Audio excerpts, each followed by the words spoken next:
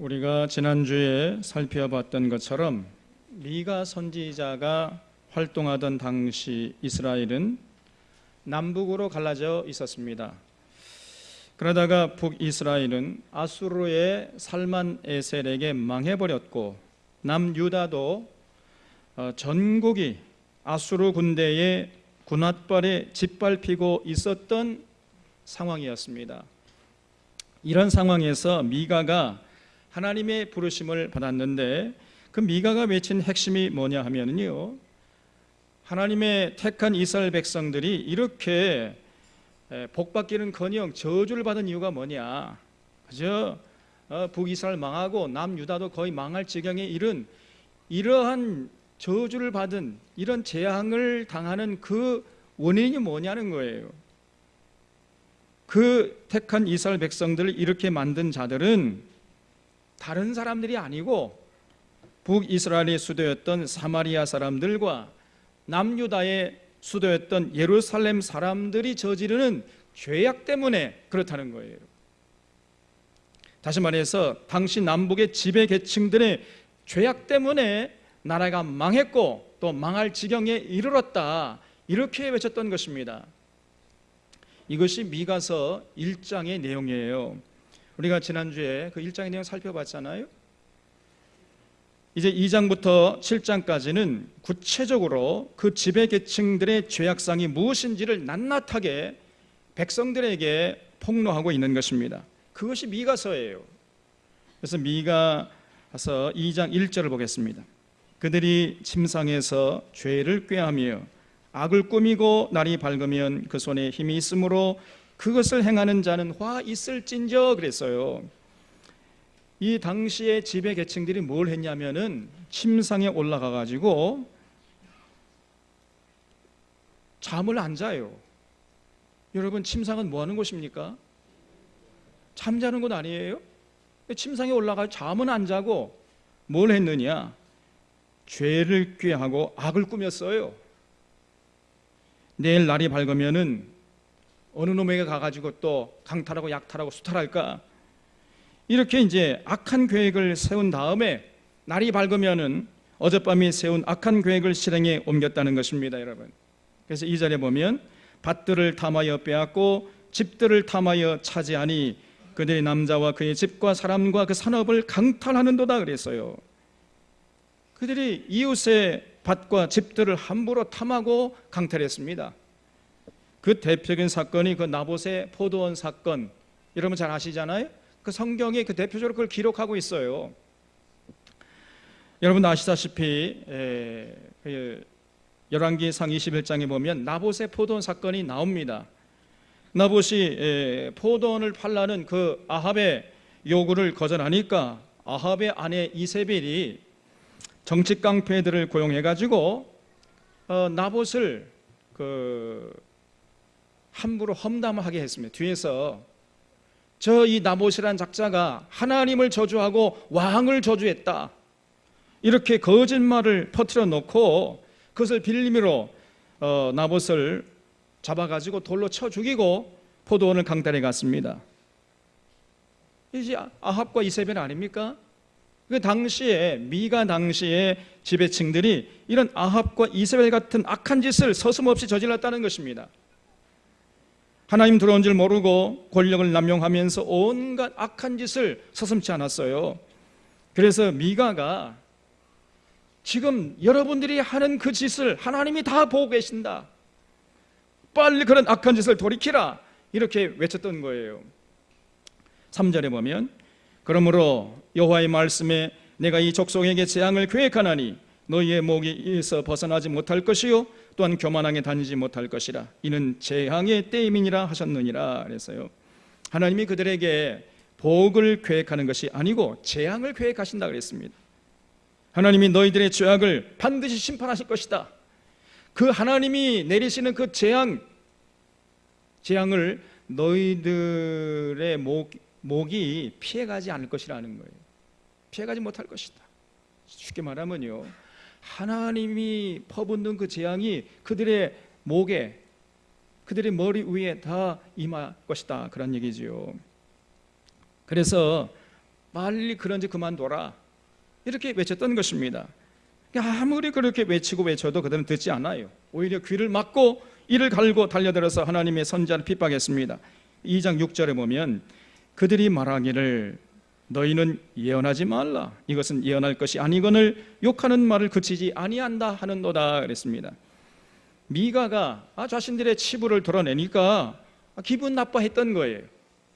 예언하지 말라, 이건 예언할 거 아닌데 왜 이거 이따위 말을 하느냐, 그러면서 하나님 말씀을 올바로 전해주면은 자신들을 향한 욕으로 들었던 거예요, 이 사람들이. 그러니 그들이 어떻게 회개하겠습니까, 여러분? 죽어도 회개 못하는 거예요.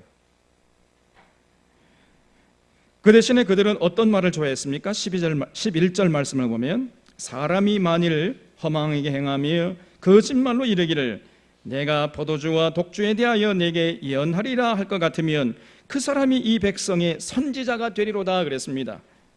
여러분, 오늘 제가 독주와 포도주에 대해서 설교해 드리겠습니다. 그러면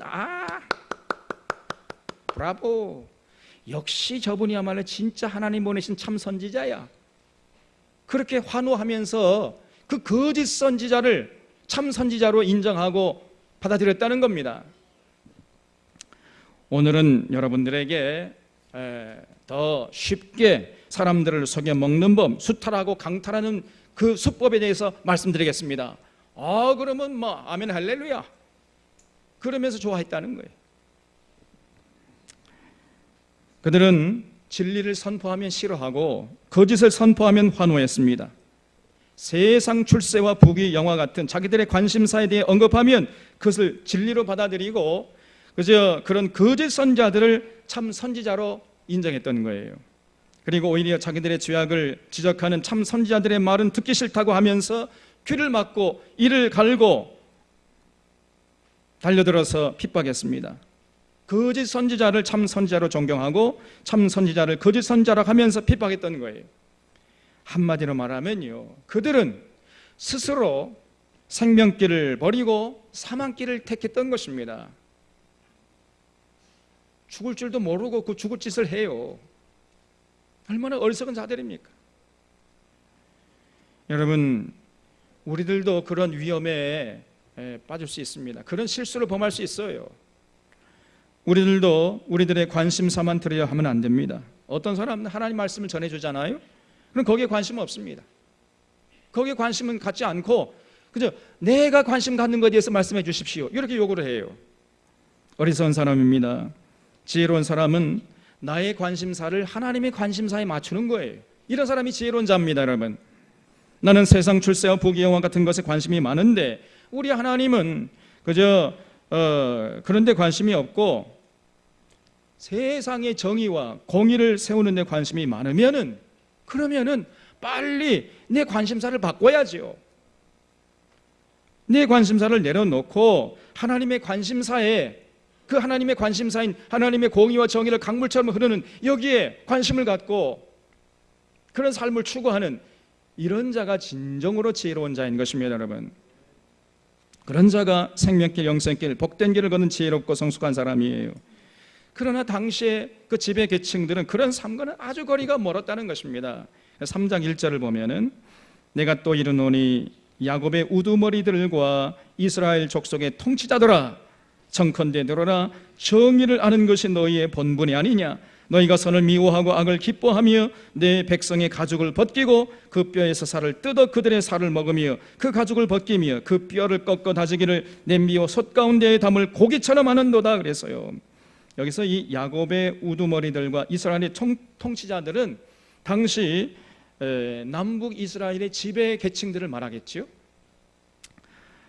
이 지배 계층들의 본분이 뭐냐? 정의를 하는 거예요. 정의. 여러분, 정의가 뭡니까? 많은 사람들이 정의하면 너무 추상적으로 생각하는데, 지난주에 말씀드린 대로 쉽게 말하면요, 세상에 공공재가 있어요. 공공재. 공통적으로 모든 사람들이 누려야 하는 그 재산이 있습니다. 그게 뭐냐? 물질이죠. 그리고 또 진리, 또 지식, 또 사랑, 관심, 이런 것들, 이것들이 세상의 공공재 아닙니까? 그런 공공재를 높은 곳으로해서 낮은 곳으로 흐르도록 하는 것, 이것이 공의예요, 여러분. 물질을 높은 곳에서 낮은 곳으로 흐르게 해야 하는 것입니다. 또 진리도 높은 곳에서 낮은 곳으로 흐르게 해야 돼요. 지식도 그렇고 사회적인 관심과 사랑도 높은 곳에서 자꾸만 낮은 곳으로 흘러내리도록, 흘러가도록 해야 하는 거예요. 그것이 정의가 살아있는 사회의 모습인 것입니다. 그런데 이런 것들을 흐르지 못하도록 막아버려요. 그리고 방해해버립니다. 그러면은 그 사회는 정의가 사라진 사회가 되고 말아요. 그리고 그러면 그런 사회는요, 얼마 못 있다가 망해버리는 겁니다. 역사의 무대에서 퇴출돼 버리는 거예요. 그렇기 때문에 지배계층들은요, 그 반드시 그 본물이 뭡니까? 정의를 강같이 흐르도록 해야 할 본물이 있는 것이에요. 그것이 그 지배계층들의 사명인 것입니다. 높은 곳에 있는 것들을 자꾸 낮은 곳으로 흘려보내서 낮은 곳에 있는 사람들이 같이 그런 세상 공공재를 누릴 수 있도록 그렇게 만들어 가야 한다, 그 말이에요. 자신들이 누리는 물질의 풍요로움과 세상 정보 등 이 공공재들을 백성들에게로 흘러가도록 사회적인 법과 제도를 정비하고 사회 인프라를 구축해서 그저 낮은 곳에 있는 사람들, 그 가난하고 소외된 사람들, 억울한 자들, 그런 자들이 없도록 만들어야 할 그 사명이 그 높은 곳에 있는 사람들의 그 본분이었던 것입니다, 여러분. 그러나 당시에 그 미가 당시에 그 높은 지배층들은요, 그걸 철저히 외면했습니다. 정의를 묵살하고 짓밟아 버렸던 것입니다, 여러분. 그리고 그들은 선을 미워하고 악을 기뻐했다 그랬어요. 여러분, 선은 어떻게 됩니까? 좋은 거지요. 그러면 선을 기뻐하고 악은 나쁜 거 아닙니까? 그럼 악은 미워해야 될 거 아니에요. 이 사람은 거꾸로 해요. 선을 미워하고 악을 기뻐합니다. 당시 지배층들이 그랬다는 거예요. 쉽게 말하면요, 백성들을 섬기라고 준 권력을 가지고 백성들을 수탈하고 강탈하는 데 앞장섰다는 것입니다. 높은 곳에서 낮은 곳으로 흐르지 못하도록 법과 제도를 그냥 고쳐버려요. 아니, 더 거꾸로 낮은 곳에서 높은 곳으로 흐르도록 자꾸 이렇게 법과 제도를 고쳤던 것이 이 사람들이. 한국 사회와 지금 똑같습니다, 여러분. 지금 자유한국당이 목소리 높여 외치고 있잖아요. 저 문재인 정부가 소득주도 성장을 하기 때문에 이렇게 나라가 경제가 어렵고 잘못하면 나라가 망하겠다, 막 이렇게 지금 외치고 있지 않습니까? 집요하게 소득주도 성장을 폐기하라고 외치고 있어요, 이 자한당 사람들이. 최저임금 올렸더니 나라 경제가 휘청거린다고 하면서 난리법석을 떨고 있습니다, 여러분. 아닙니다, 여러분.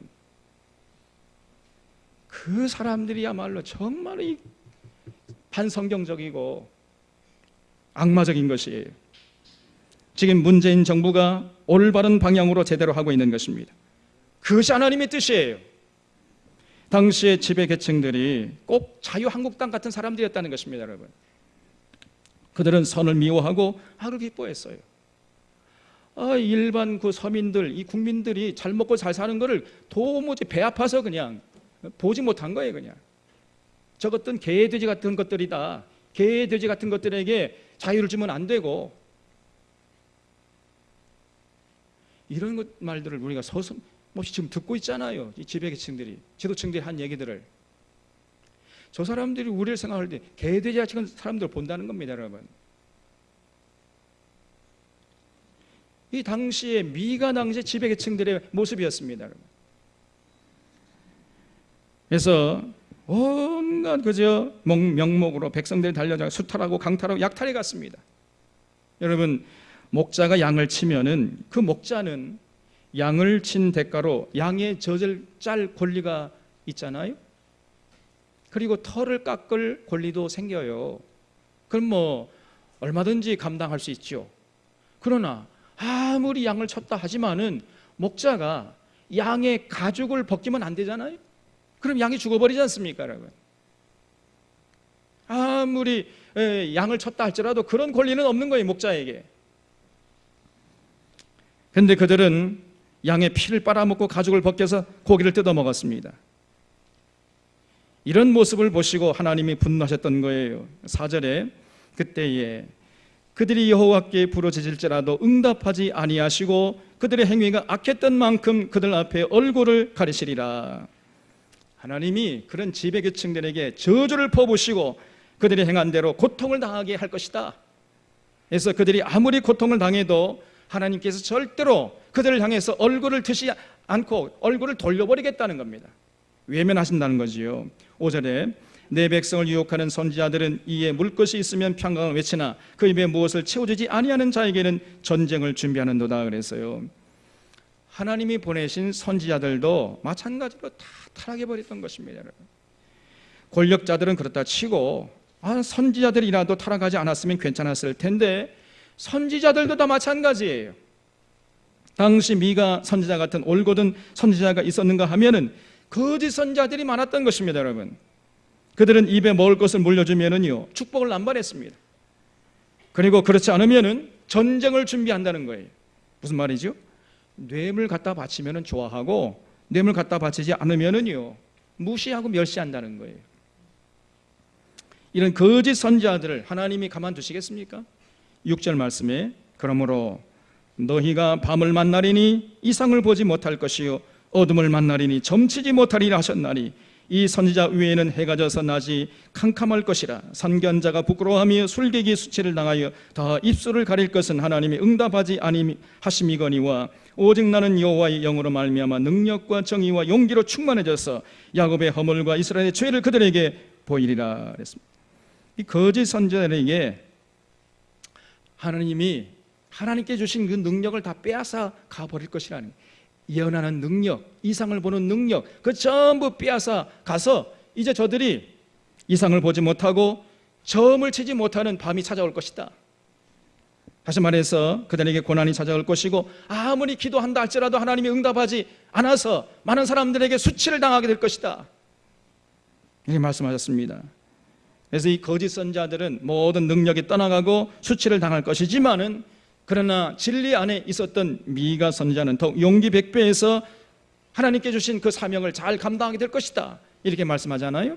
더욱 성령 충만해져 가지고 능력과 정의와 용기로 충만해서 그들의 모든 당시 지배층들의 그 죄악상을 만천하에 폭로하는 사명을 잘 감당할 것이다, 이렇게 말씀하고 있습니다. 여러분, 거짓은 절대로 오래가지 못하는 것입니다. 거짓은 절대로 오래가지 못하고 당장에는 뭐 힘이 있는 것 같지만은 그러나 종국에는 흔적도 없이 사라져버리고 진리가 결국은 승리하게 되는 것이에요. 또 당시의 재판은 어땠습니까? 9절에 야곱 족속의 우두머리들과 이스라엘 족속의 통치자들 곧 정의를 미워하고 정직한 것을 굽게 하는 자들아 원하노니 이 말을 들을지어다. 시온을 피로 예루살렘을 죄악으로 건축하는도다. 그들의 우두머리들은 뇌물을 위하여 재판했다 그랬어요. 당시 이 재판관들도 요즘 대한민국의 사법부처럼 정의를 미워해요. 이 사람들이 그 정직한 것을 다 굽게 해버립니다. 재판관들이 권력자들과 결탁해가지고 권력자 입맛대로 재판을 해버리는 거예요. 그냥 뇌물을 갖다 바치면은 뇌물 받아먹고 재판을 자기 임의로 그냥 해버립니다. 뇌물 준 자에게는 죄 없다 하고 뇌물 주지 않으면 죄 있다 하고 유전무죄 무전유죄였어요. 진리를 수호하고 진리를 흐르게 해야 할 재판관들이 오히려 진리를 외면하고 진리의 흐름을 방해하는 이런 역할을 했다는 것이에요. 다시 말해서 정의를 세워야 할 이들이 오히려 정의를 미워하고 정의를 짓밟았던 것입니다. 또 하나님의 말씀을 선포해야 할 제사장들은 어땠을까요? 11절 말 하반절에 그들의 제사장은 삭슬 위하여 교훈하며 그들의 선지자는 돈을 위하여 점을 치면서도 여호와를 의뢰하여 이르기를 여호와께서 우리 중에 계시지 아니하냐 재앙이 우리에게 임하지 아니하리라 하는도다 그랬어요. 당시에 하나님 말씀을 선포하는 제사장들이 전부 돈을 받고 하나님 말씀을 왜곡해서 선포했습니다. 정의를 멸시하면서 천벌 받을 줄만 골라서 하는 권력자들 향해서 여러분들에게 하나님이 함께 계시니까 여러분들에게는 절대로 재앙이 임하지 않을 것입니다. 그럼 축복을 남발했습니다. 꼭 누구 같잖아요? 명성교회 김삼환 목사가 전두환, 또 이명박, 박근혜 이 전직 대통령들을 전부 두둔하고 권력의 나팔수 역할을 했다고 제가 말씀드렸잖아요. 그런 짓을 똑같이 했던 거예요. 당시 미가 당시에 이 제사장들이. 지금 아수르 군대가 예루살렘 코앞에까지 쳐들어왔는데, 그래서 지금 나라가 풍전등화 가운데 망할 지경에 있는데 입만 열면은요, 여러분 걱정하지 마십시오. 하나님이 우리와 함께 계시니까 이 성은 안전합니다. 평화 평화로다. 거짓 평화를 외치댔어요. 절대로 이 성에는 재앙이 임하지 않을 것이라는 거예요. 거짓말입니다, 여러분. 미가는 이런 거짓 선지자를 향해서 외치기를 12절에 이러므로 너희로 말미암아 시온은 갈아엎은 밭이 되고 예루살렘은 무더기가 되고 성전에 사는 수풀의 높은 곳이 되리라 그랬습니다. 거짓 선지자들이 입에서 나오는 그 거짓말 때문에 나라가 망할 지경이라는 거예요. 여러분, 당시 예루살렘의 제사장들이 이렇게 타락해 있었던 것입니다. 이처럼 미가는 예루살렘과 사마리아의 지배 계층들을 백성들 앞에 전부 다 고발하면서 폭로했던 거예요. 미가 당시에 정치 지도자들이 한결같이 타락했습니다. 선지자들도 타락했습니다. 재판관들도 타락했어요. 제사장들마저 전부 다 타락했습니다. 이들이 전부 한 통속이 됐다는 거예요. 다 커넥션돼 있어요. 전부 한 통속돼 가지고 백성들을 강탈하고 수탈하는 데 혈안되어 있었던 것입니다. 하나님을 믿지 않은 사람들이 그러면은 하나님을 믿지 않으니까 뭐 그렇겠지, 뭐 이해할 수 있어요. 그런데 미가 당시에 이 사람들은 전부 다 하나님을 믿는다고 하는 사람들이었습니다. 입만 열면은 하나님 사랑한다고 고백하는 이런 사람들이었어요. 그런데 하나님을 모르는 이방인들도 저지르지 않는 이 악한 짓들을 서슴없이 저질렀어요, 이 사람들이. 이게 미가 당시의 지배계층들이었습니다. 그래서 하나님께서 미가서 7장 2절 이하에서 이렇게 탄식하고 있습니다. 미가서 7장 2절 이하를 보면은 경건한 자가 세상에서 끊어졌고 정직한 자가 사람들 가운데 없도다. 무리가 다 피를 흘리려고 매복하며 각기 그물로 형제를 잡으려 하고 두 손으로 악을 부지런히 행하는도다. 그 지도자와 재판관은 뇌물을 구하며 권세자는 자기 마음의 욕심을 말하며 그들이 서로 결합했다는 거예요. 전부 다 한 통속이에요. 그들의 가장 선한 자라도 가시 같고 가장 정직한 자라도 찔레 울타리보다 더하도다. 권력자들과 선자들과 재판장들과 제사장들이 전부 다 한 통속 돼가지고 백성들의 군림하고 백성들의 고혈을 빠는데 혈안돼 있었던 됐단 말이에요. 그들 중에서 가장 선한 자라도 찔레 울타리보다 더한 사람들이었다는 거예요. 쉽게 말해서 그 지배 계층 중에서 아무리 선하고 정직한 사람을 눈을 씻고 찾아봐도 찾아볼 수 없었다는 겁니다. 그런 자들이 득식을 했으니 그 사회가 어떻게 되겠습니까? 어떻게 그런 나라가 유지될 수 있겠어요? 그래서 7장 5절 말씀에 보면요, 아주 무서운 말씀이 나옵니다. 하나님께서 당시 그 이스라엘 사회를 향해서 이렇게 말씀하세요. 7장 5절 이하에 너희는 이웃을 믿지 말며 친구를 의지하지 말며 내 품에 누운 여인에게라도 내 입의 문을 지킬지어다. 쉽게 말하면요, 네 아내도 믿지 말라는 거예요. 고개를 드세요. 여러분 옆에 앉아있는 아내를 한번 쳐다보다 보세요. 옆에 있는 성도들 한번 쳐다보세요. 믿지 말래요. 미가 당시에 사는 사회가 그런 사회였다는 거예요. 무서운 사회죠. 내 이웃을 믿지 말고 친구도 믿지 말고 심지어 너의 품에 누운 아내도 여인도 믿지 말고 그 입의 문을 굳게 지켜라. 아들이 아버지를 멸시하며 딸이 어머니를 대적하며 며느리가 시어머니를 대적하리니 사람의 원수가 곧 자기의 집안 사람이리로다 그랬어요. 너무나 불신이 팽배해가지고 심지어 식구들도 믿지 못하고 심지어 아내도 믿지 못하고 부자 가게, 부모 관계 전부 다 파괴됐다는 겁니다. 이것이 당시 하나님의 택하신 이스라엘 백성들의 모습이었어요. 여러분, 이것이 사람 사는 세상이겠습니까? 이게 어찌 사람 사는 세상이겠어요? 이것이 지옥이 아니고 어떤 것이 지옥이겠습니까, 여러분? 당시에 택한 이스라엘 백성들이 천국을 만드는 것이 아니라 지옥을 만들어버렸다는 것이에요. 이런 모습을 보시고 하나님이 어찌 탄식하시지 않겠습니까? 어찌 나라가 망하지 않겠습니까? 하나님은 미가 선자를 통해서 나라가 망하는 이유를 선포했던 것인데, 지난주에 말씀드린 대로 나라가 망하는 이유는 뭐냐? 시골 농부가 농사를 잘못 지어서 망하는 것이 아니고 지배계층들이 부패하고 타락해서 나라가 망한다는 것입니다. 지도층이 썩고 부패해서 그러면 반드시 나라가 망하게 돼 있어요. 외부의 적이 강해서 망하는 것이 아니고 내부의 이 지도층들이 부패해서 망하는 것입니다. 이것이 오고 오는 시대의 그 역사의 교훈이에요. 변치 않는 진리인 것입니다. 외부의 적이 아무리 강하다 할지라도 내부가 건강하면 얼마든지 외부의 적을 물리칠 수 있는 것이에요. 우리가 쉽게 말해서 우리 몸이 건강하면 아무리 세균이 들어와도 절대로 병이 안 걸리잖아요. 근데 면역력이 약화되면 조그마한 세균이 들어와도 금방 병에 걸리고 마는 거예요. 외부의 조건이 문제가 되는 게 아닙니다. 내부의 조건이 어떠한가, 이것이 중요한 것이에요. 그래서 이 지배계층들의 부패 때문에 나라가 망한다. 이게 하나님께서 미가를 통해서 외친 말씀의 핵심이었습니다. 그렇기 때문에 윗물이 맑아야 하는 것입니다. 윗물이 맑아야 아랫물도 맑은데 윗물이 다 타락해버린 거예요.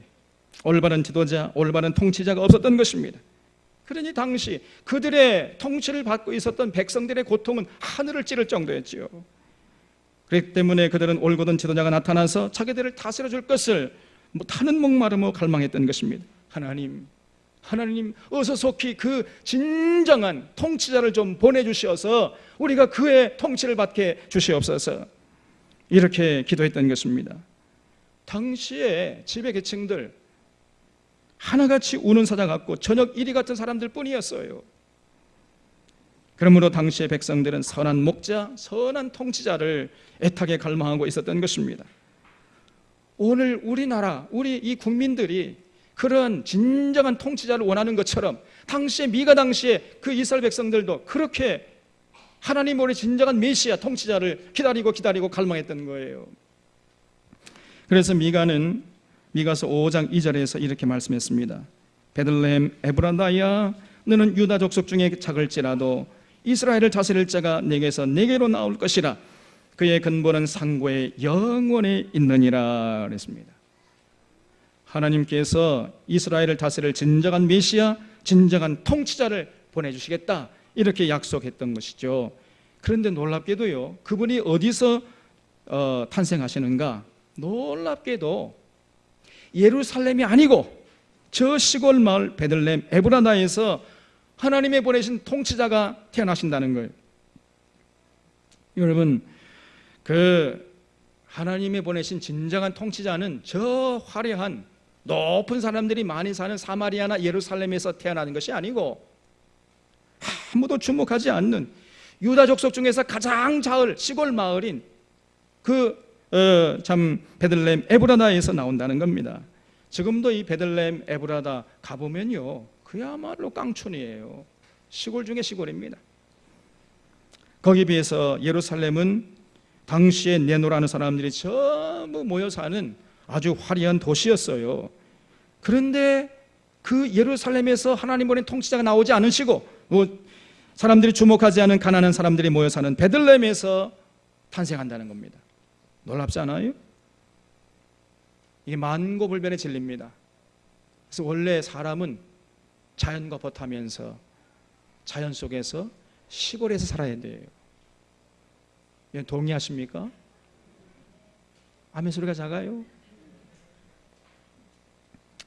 다시 말해서 자연을 벗삼아서 자연의 품속에서 살아야 그 인격이 고상해지고 그 인성이 좋아지는 거예요.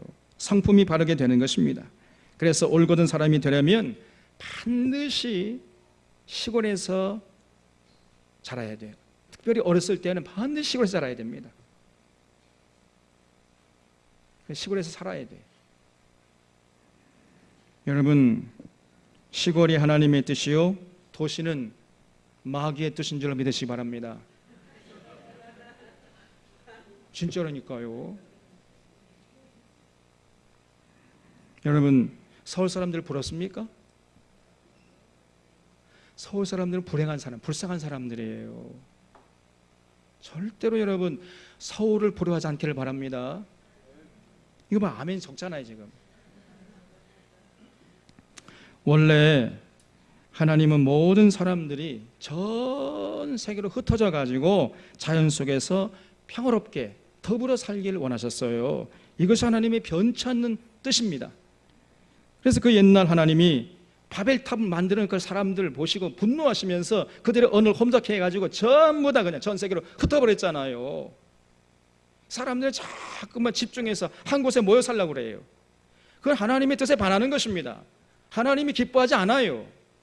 하나님의 뜻은 전 국토에 흩어져 가지고 골고루 흩어져 사는 거예요. 여러분, 자꾸 사람들이 그냥 한 곳에 밀집해 가지고 살면 어떤 문제가 생기겠어요? 많은 문제가 생기는 것입니다. 그 도시화가 되면은요 큰 문제가 생겨요. 자연이 파괴되고 무엇보다도 큰 문제는 뭐냐? 죄에 물든 사람, 어떤 한 사람이 권력을 틀어잡고 그 사람이 모든 사람들을 통치한다는 거예요. 여기에 불행의 씨앗이 있는 것이에요. 그래서 많은 사람들이 불행해지는 것입니다. 그래서 하나님은 원래 죄에 물든 사람이 권력 잡는 것을 원치 않으셨어요. 그래서 사무엘 상서에서 살펴본 것처럼 이스라엘 백성들이 가나안 땅에 정착해가지고 어리석게도 왕을 세워달라고 할 때 하나님께서 사무엘에게 이렇게 얘기했잖아요. 만일 사람이 권력을 잡아가지고 너희들을 통치하면 그 사람이 너희들에게 세금을 많이 매겨가지고 너희들의 재산을 다 강탈해 갈 것이다. 너희들의 아들을 잡아가지고 군사로 부려먹을 것이고 너희들의 딸들 잡아가서 하녀로 부려먹을 것이다. 그래도 좋겠느냐고 한번 물어보기나 해라. 이렇게 말씀했잖아요. 그래서 사무엘이 그렇게 이스라엘 백성들 앞에 얘기를 했더니 이 어리석은 이스라엘 백성 그래도 좋사오니 우리에게 왕을 세워주시옵소서 이렇게 나왔어요. 이 어리석은 이스라엘 백성들이 하나님의 통치를 거부하고 사람의 통치를 자처했던 것입니다. 그래서 결국은 자기들이 세운 왕으로 인해서 불행을 당하지 않았습니까? 그러므로 우리들이 이 땅에서 행복하게 살기 위해서는요 반드시 두 가지를 해야 되는 거예요. 첫째는 가급적이면 도시를 만들지 말아야 됩니다. 제가 말씀드렸잖아요. 하나님은 자연을 만드시고 악마는 도시를 만들었다. 이런 격언이 있어요. 속담이 있습니다. 틀림없습니다. 도시화가 좋은 게 아니에요. 믿으시기 바랍니다.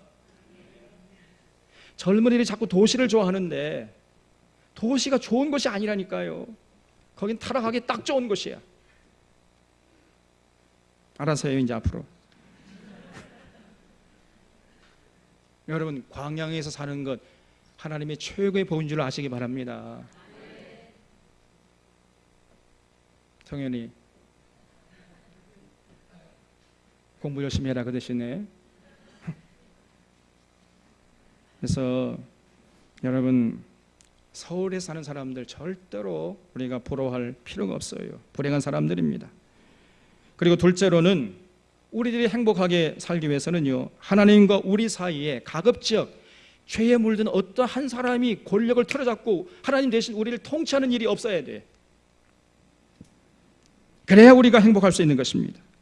하나님과 우리 사이에 죄에 물든 사람이 권력을 잡고 하나님 대신 우리를 통치하면은 그러면요 그만큼 우리가 불행해지고 반드시 억울한 사람, 소외된 사람이 생기게 돼 있어요. 그러므로 우리가 원하는 바는 타락한 사람의 통치가 아니고 하나님의 통치를 받고 살아가는 것입니다. 그러면 그 사람은 가장 행복하게 아름답게 사람답게 살 수 있게 돼요. 그리고 아무도 소외되는 사람이 없고 억울한 사람이 안 생기고 가난한 사람이 없게 되는 겁니다. 모든 사람들이 행복하게 참 자유를 만끽하면서 사람답게 살게 되는 거예요. 우리가 그런 세상을 두 글자로 딱 줄여서 뭐라고 그러지요? 천국이라 그래요. 하나님의 통치를 직접 받는 그런 나라, 그런 세상, 천국이에요. 그래서 우리가 천국을 그토록 소망하고 사모하는 것입니다. 천국에 가면요, 하나님과 우리 사이에 어떤 사람이 권력을 틀어잡고 다스리는 그런 일이 없다니까. 그래서 천국이 살기 좋은 세상이 되는 것입니다. 그래서 하나님께서 미가를 통해 가지고 죄에 물들고 찌든 이 권력자 말고 죄와는 전혀 상관없는 진짜 통치자 메시아를 보내주시겠다고 약속했던 것입니다. 그 메시아가 이 땅에 오셔서 하나님의 뜻을 잘 받들 것인데, 자, 그러면 그 하나님의 뜻이 무엇이냐? 여기 미가서 6장 8절에 아주 그냥 명료하게 말씀해 놨어요. 미가서 6장 8절, 이거는 9절 중에 9절입니다. 이게 요절이에요. 이거. 우리가 이걸 암송해야 됩니다. 사람아, 주께서 선한 것이 무엇임을 내게 보이셨나니 여호와께서 내게 구하시는 것은 오직 정의를 행하며 인자를 사랑하며 겸손하게 내 하나님과 함께 행하는 것이 아니냐 그랬어요. 여러분, 하나님이 원하시는 건 뭡니까? 다른 게 아니에요. 사람들이 정의를 행하고 인자를 사랑하고 겸손하게 하나님과 동행하는 것, 이걸 원하시는 것입니다. 첫째, 정의를 행하는 것이다 그랬는데, 아까 말씀드린 대로 정의는 뭐냐? 다른 게 아니라 그랬지요. 사회의 모든 공공재들, 돈과 진리와 지식과 사랑과 관심 등등 이런 공공재들을 높은 곳에서 낮은 곳으로 흐르도록 하는 것입니다. 이것이 하나님의 변치 않는 뜻이요 소원이에요. 그래서 모든 사람들이 더불어 인간답게 살아가는 세상을 보고 싶으신 것입니다. 이것이 하나님의 뜻이에요. 그리고 둘째는 인자를 사랑하는 거예요. 인자가 누구예요? 정의를 행하는 사람들을 인정하고 존경하고 사랑하는 사회를 만든 겁니다. 인자가 누구냐? 정의를 행하는 사람이에요, 여러분. 그게 인자입니다. 그래서 그렇게 정의를 행하는 사람을 그 사회의 사람들이 알아주고 인정하고 그리고 존경하고 그런 인자를 사랑하는 사회를 만드는 것, 이걸 하나님이 보고 싶어 하시는 거예요. 그리고 셋째는 교만하지 않고 끝까지 겸손하면서 하나님의 뜻을 받들어 사는 것, 이걸 좀 보고 싶은 겁니다. 이것이 하나님의 변치않은 뜻이에요. 그러므로 미가 당시 이스라엘 지배층들이 이런 하나님의 뜻을 이루어드렸어야 했는데, 그들의 가진 지식과 재능과 재물과 권력을 가지고 가난하고 어려운 이들을 섬기고 더불어 사는 세상을 위해서 앞장섰어야 했는데, 그러기 위해서 당시의 법과 제도를 정비하고 백성들의 삶을 윤택케 하는 일에 헌신해야 했는데, 그러나 그들은 정반대로만 했다 그 말이에요. 더불어 사는 세상을 만드는 일커녕 자기들의 기득권을 가지고 이웃에게 나가서 함부로 강탈하고 약탈하고 수탈하고 늑탈하는 짓을 서슴지 않았던 것입니다. 그러면서 하나님을 믿는다고 그랬어요. 기가 찹니다. 하나님을 믿지 않는다고 하면요, 좀 미움이 덜하겠어요. 근데 하나님을 믿는다고 하면서 그런 악한 짓을 하니까 하나님이 분노하시는 거예요. 더 나아가서 부가 세습되고 가난이 세습되는 불의한 사회를 만들었던 것입니다. 그러므로 하나님이 분노하시고 진노하신 거예요. 그런 타락한 지도자를 쓸어버리고 진정으로 이제 참된 통치자 메시아를 보내주시겠다는 겁니다. 그 메시아가 정의를 행하고 인자를 사랑하고 겸손하게 하나님과 동행하는 삶을 살게 될 것이다, 이렇게 예언한 거예요. 이 미가 선지자의 예언입니다. 그 미가가 예언한 대로 하나님이 보내신 메시아가 지금부터 2000년 전에 유다 땅 베들레헴에서 탄생했습니다. 그분이 바로 우리가 믿는 우리 구주 예수 그리스도시죠. 미가가 예언한 대로 예수님이 베들레헴에서 탄생하시고 자랄 때에는요, 저 시골 깡촌에서 자랐어요. 그 어디냐? 갈릴리. 지금 갈릴리 가보면요, 시골 깡촌이에요. 그냥 깡촌 중에 깡촌입니다. 그리고 가난한 목수집 안에서 자랐습니다. 누가복음 2장을 보면은 아기 예수님이 탄생하신 지 처음으로 이제 예루살렘 성전에 올라가서 제사 드릴 때 예수님의 가정이 양으로나 소로 제사 드리지 못하고요, 비둘기 2마리, 그 비둘기 한 쌍으로 제사 드렸다, 이런 기록이 나와요. 뭘 알 수 있죠? 여기서 예수님의 가정이 가난했다는 겁니다. 가난한 목수 집안에 태어났어요, 예수님이. 그러나 마음만큼은 부유하고 맑고 밝았습니다. 내면이 건강했어요. 그 시골 깡촌에서 다람쥐 쫓고 물장구 치고 진달래 먹고 그런 어린 시절이 있었습니다. 그렇게 자랐어요. 그러나 그 인격이 고상했습니다. 그래서 누가복음 2장에 보면은 40절에 아기가 자라며 강화해지고 지혜가 충만하며 하나님의 은혜가 그 위에 있더라 그랬어요. 그리고 예수는 지혜와 키가 자라가며 하나님과 사람에게 더욱 사랑스러워 가시더라 그랬습니다.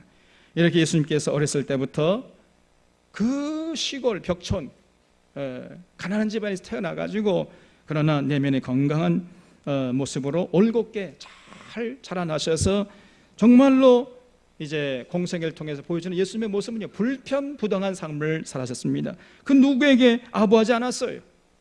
불의한 권력 앞에 무릎 꿇지 않았습니다. 그 불의한 권력에 주고 노릇하지 않았어요. 당시의 제상들처럼. 오히려 그런 불의한 자들, 당시의 제사장들, 서기관들, 권력자들 향해서 이 독사의 새끼들아 이렇게 외쳐댔습니다, 여러분. 그리고 예루살렘 성전을 강도의 소굴이라고 하면서 그 강도의 소굴했던 예루살렘 성전을 그냥 엎어버렸습니다, 여러분. 그리고 가난한 그 병들 사람들 곁에 늘 함께 하셨습니다, 여러분. 볼일 때문에 예루살렘에 올라가셔도 그 예수님이 힘이 있기 때문에 예루살렘의 그 높은 지체 높은 사람들 어울리면서 그 대골 같은 고래등 같은 기와증의 집에서 그렇게 잠을 잘 수도 있었습니다. 그런데 예수님은요 절대로 그런 삶을 꿈꾸지 않았어요. 그 예루살렘에서 나와가지고 주무실 때쯤 되면은요 베다니에 가서 베다니는 문둥병자들이 옹기종기 모여 사는 그런 아주 가난한 동네였습니다. 그 병든 자들이 모여 사는 가난한 동네 늘 이 베다니에 가서 거기서 주무셨어요. 절대로 힘 있는 자들과 함께 어울리지 않았습니다. 당시에 높은 곳에 있는 사람들의 외면하고 무시하는 가난하고 병든 사람들, 소외된 사람들에게 사랑과 관심을 쏟아 부으셨던 거예요. 그리고 오병이어의 기적을 일으켜서 가난한 사람들을 먹이시고 각색 병든 사람들 찾아오면은요 그들 외면하지 않고 일일이 손을 대시면서 전부 다 병을 고쳐주셨습니다. 그리고 당시의 서기관들과 바리새인들의 전유물이었던 하늘의 진리를 가난한 백성들에게도 알기 쉽도록 남김없이 다 전해주셨어요, 여러분.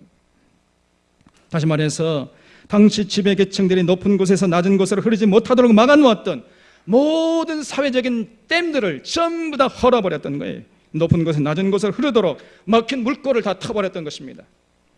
이렇게 정의를 행하셨어요, 여러분. 그리고 진리를 추구하는 사람이라 하면은 유대인이나 이방인이나 구별하지 않고 차별하지 않고 정당하게 대우를 해줬어요. 예수님께서 로마의 백부장 칭찬해 주지 않았습니까? 내가 이스라엘 중에서 이만한 믿음을 본 사람 없다. 그러면서 로마 백부장을 칭찬하지 않았어요? 인자를 사랑하고 겸손하게 하나님과 동행하셨던 것입니다.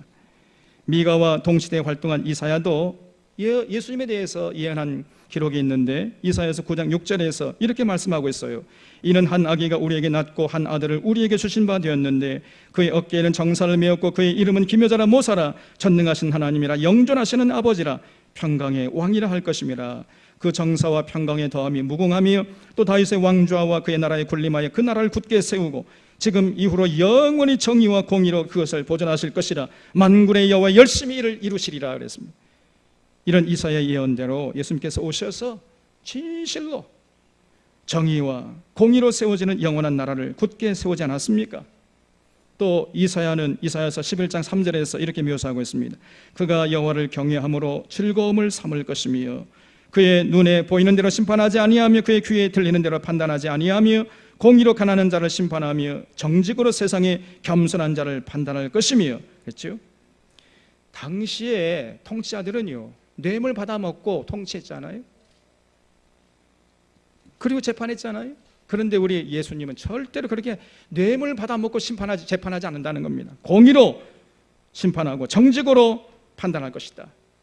그 입의 막대기로 세상을 치며 그의 입술의 기운으로 악인을 죽일 것이며 공의로 그의 허리띠를 삼으며 성실로 그의 몸의 띠를 삼으리라.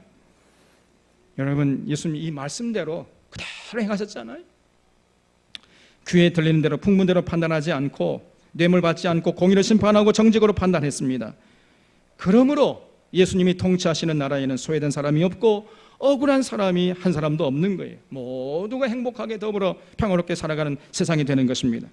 그렇기 때문에 예수님이 통치하시는 나라는요, 완벽한 사랑과 정의 나라가 되는 거예요. 그 모습을 이사야서 11장 6절 이하에서 이렇게 묘사했습니다.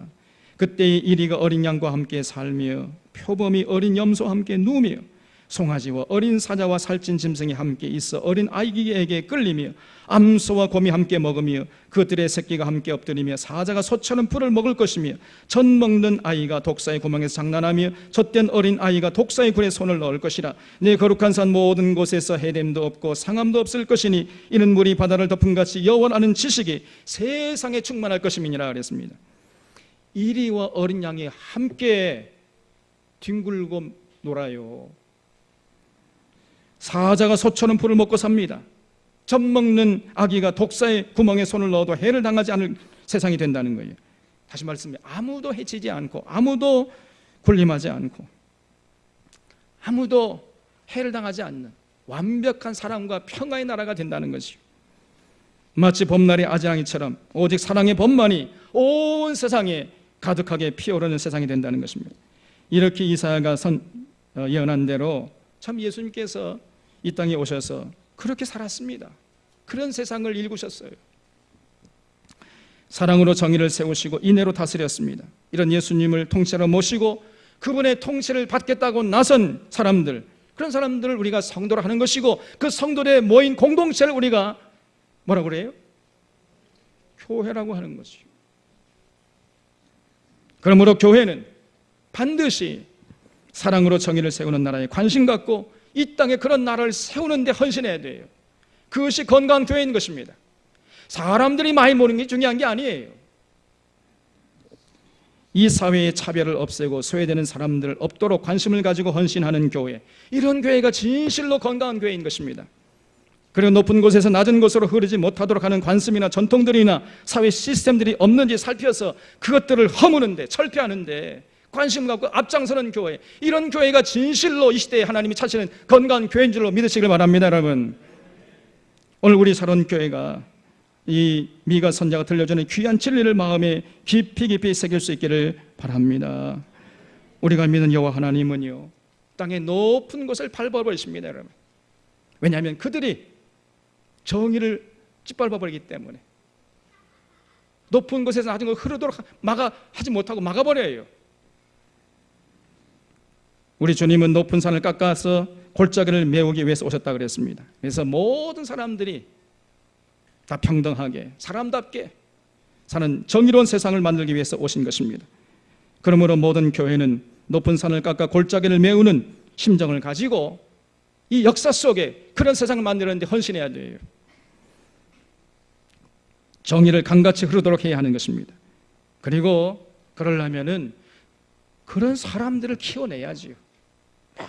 이제 구원 받았냐 못 받았느냐, 구원 10원을 못 넘어가요. 그런 병든교회입니다. 진실로 정의를 강같이 흐르도록 정치인들, 재판관들, 대사장들, 대학 교수들, 언론인들을 키워내는 교회, 이런 교회가 되어야 되는 거예요. 무엇보다도 백성들을 깨우는 교회가 되어야 하는 것입니다. 당시의 백성들이 무지했어요. 심지어 자기들 위에 군림해가지고 고혈을 빠는 지배계층들을 부러워했다니까요. 나도 기회만 주어지면, 나도 힘만 가지면 저렇게 살아야지. 사람은 저렇게 사는 거야. 권력자는 저래야지. 그러면서 오히려 자기들 위에 군림하는 그 당시의 지배계층들을 부러워했다니까요. 오늘날도 비슷합니다, 여러분. 이 국민들, 이 한국교회 성도들도 대부분 비슷해. 이런 국민들, 이 백성들을 깨워야 되는 것입니다. 자본주의로 양심과 신앙이 무너질 대로 무너진 이 국민들과 교회를 깨우는 교회, 그래서 이 한국 사회의 민도를 높이는 교회가 될 수 있어야 하는 것입니다. 기복신앙과 신비주의를 물든 한국교회를 깨우는 우리 들꽃푸른 사랑교회 될 수 있기를 주님의 이름으로 축원합니다. 이런 교회를 오늘 하나님이 찾으셔요. 하나님의 심정을 헤아리면서 우리 사랑교회는 진실로 하나님의 공의와 정의가 강물처럼 흐르는데 기여하는 이런 교회로 자리매김하고 우뚝 설 수 있기를 주님의 이름으로 축원합니다. 기도하겠습니다.